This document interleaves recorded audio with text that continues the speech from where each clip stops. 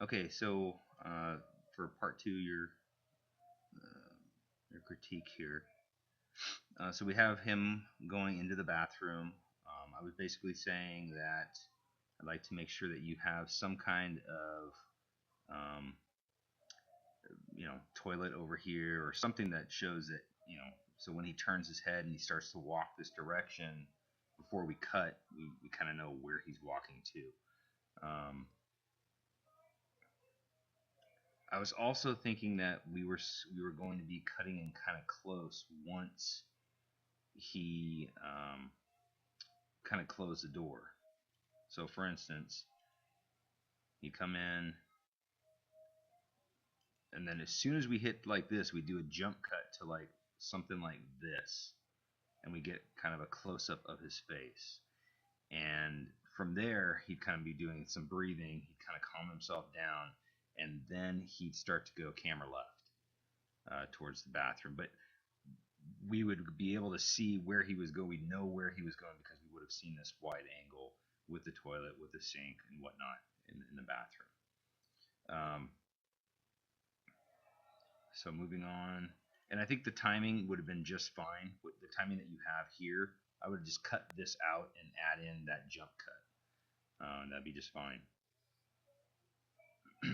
This is fine. This angle is actually kind of high, so I drop it down. Not necessarily to on the ground, but potentially at the back of the hall, probably at his eye line, something like that. Um, Also play with having it be kind of where it was in the beginning. From, let's see here,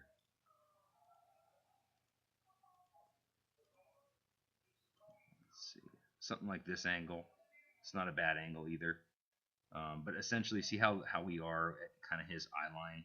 So even if you pick this one again, that'd be fine. If not, then bring the camera kind of in the middle of the hallway, like somewhere right around here.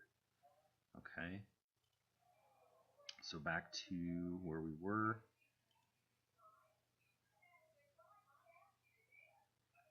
Okay, so this is good. You hit the note, which is nice, but I'm not happy with the framing. So let's go ahead and try to address that.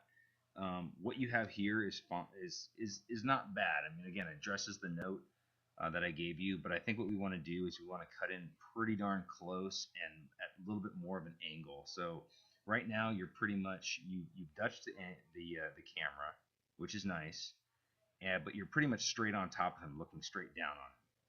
And I think what we need to do is keep the Dutch angle and bring it down about 3/4 of the way, so that it's kind of over here, if you will, looking at him. Same kind of framing where you see just the bear, but push in so that the top of the frame is somewhere around here.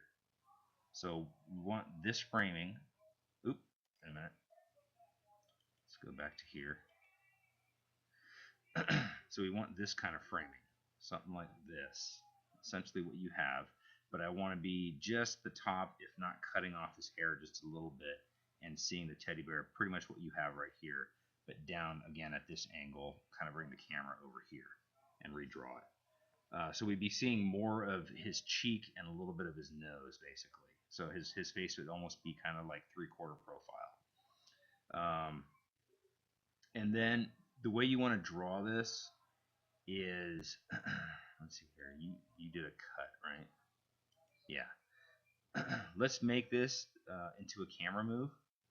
So what you're going to do is you're going to double the height of this image.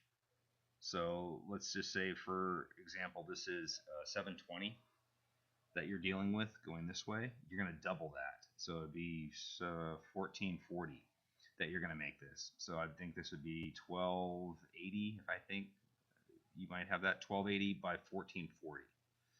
And what that's going to do is it's going to allow you to pan this up as a still image and reveal the teddy bear. And you might even need to push in the same way that I showed you in Premiere by using the scale, so that we see the teddy bear and we're focused on the teddy bear's eyes as the eyes open. Um, but it's definitely all about the framing here. Again, if you're not sure exactly how to frame this, go ahead and leave it. I wouldn't mind you at least taking a stab at it, so that we have something to talk about. And make sure that you're bringing in the Maya file so that we can take care of this together in case you weren't able to hit it. But other than that, it's coming along really well. Keep going with it. Please try to get more poses in there.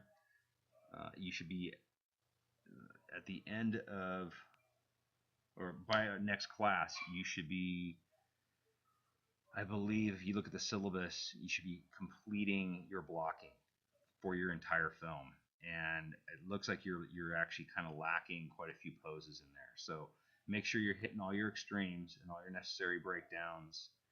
And I know there's a couple things that we said we're going to do in class, so you're going to be a little bit behind there, but at least get the rest of the film where it needs to be, and then we can go from there. You're actually at a pretty good spot, but you are missing quite a few drawings, so make sure that those are in there.